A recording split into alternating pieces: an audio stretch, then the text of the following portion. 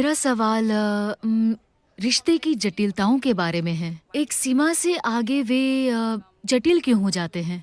चाहे वह सहेलियों के बीच हो, लड़कों के बीच हो, खासकर एक लड़की और लड़के और पति पत्नी के बीच का रिश्ता हो। नमस्कारम, मौनी। तो आपको रिश्तों की खटास का अनुभव होने लगा है। निश्चित रूप से हर कोई रिश्तों की मिठास को भी जानता है, मगर काफी सारी खटास भी होती है। दुर्भाग्य से आज हमने इसे भी पश्चिम से अपनाया है कि जब आप रिश्ते की बात करते हैं तो लोग आमतौर पर शरीर पर आधारित रिश्तों के बारे में सोचते हैं, या किसी ना किसी रूप में उसे एक पुरुष और स्त्री के बीच का रिश्ता माना जाता है या कुछ और, मगर मुख्य रूप से शरीर पर आधारित रिश्ता नहीं। रिश्ते कई प्रकार के हो सकते हैं। अगर उन रिश्तों का आधार शरीर है तो आमतौर पर एक दूसरे के शरीर को लेकर रोमांच कुछ समय बाद खत्म हो जाता है। जिसे आपने सबसे कमाल का समझा था वो कुछ समय बाद सबसे कमाल का नहीं रह जाता। आपके लिए इससे बाहर निकलना स्वाभाविक है।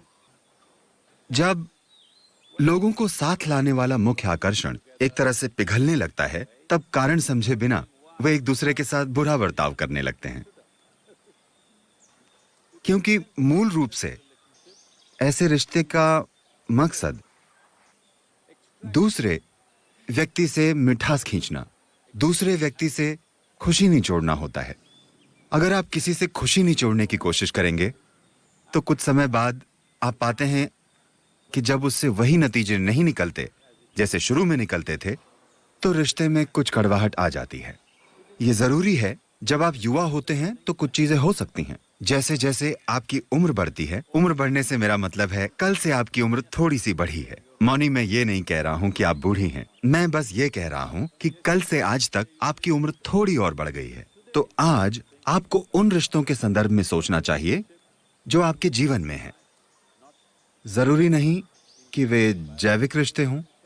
किसी भी प्रकार का रिश्ता जो आपके जीवन में है, कि क्या वो रिश्ता खुशी की आपकी अभिव्यक्ति पर आधारित है, खुशी निचोड़ने पर नहीं।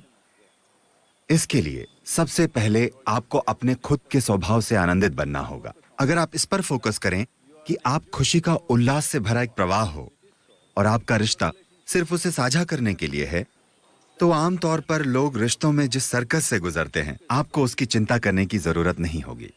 रिश्तों को संभालने का मतलब है रोजमर्रा के जीवन में कोई रिश्ता जीवन के सिर्फ एक क्षेत्र में नहीं रहता।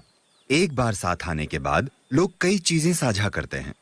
स्वाभाविक रूप से छोटी छोटी बातों पर एक दूसरे से मतभेद होने शुरू हो जाते हैं। इसके कारण आपके बीच बात बढ़ सकती है, या आप उसे झगड़ा भी कह सकते हैं।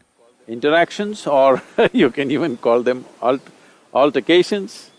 ये होना ही है। ये सब आप रोज मैनेज नहीं कर सकते। लोगों को लगता है कि वे मैनेज कर लेंगे, मगर कुछ समय बाद आप देखेंगे कि आप मैनेज नहीं कर पाएंगे। तो सबसे बेहतर है कि खुद को इस तरह मैनेज करना कि आप स्वाभाविक रूप से एक उल्लास से भरे और खुशदिल इंसान हो। अगर ऐसा होगा तो रिश्ते बनेंगे, और रिश्ते जरूरत पर आधारित नहीं होंगे। जब रिश्ते जरूरत पर टिके होते हैं तो अपनी जरूरत पूरी ना होने पर आप चिड़चिड़े बन जाएंगे, आप शिकायत करना शुरू कर देंगे, और आप कड़वाहट महसूस करने लगेंगे कि जो आपको मिलना चाहिए था वो नहीं मिल रहा है। अगर आप अपने अंदर इस जरूरत को खत्म कर दें और खुशी का एक कुदरती सैलाब बन जाएं, अगर ये एक चीज आप कर सकें, तो हर तरह के लोगों के साथ आपके शानदार रिश्ते हो सकते हैं। चाहे वे जो भी हों, जरूरी नहीं है कि वे आपके जैसे हों। हर तरह के लोगों के साथ आपके बढ़िया रिश्ते हो सकते हैं। मैं कामना करता हूं कि आपके जीवन में सबसे खूबसूरत रिश्ते बने।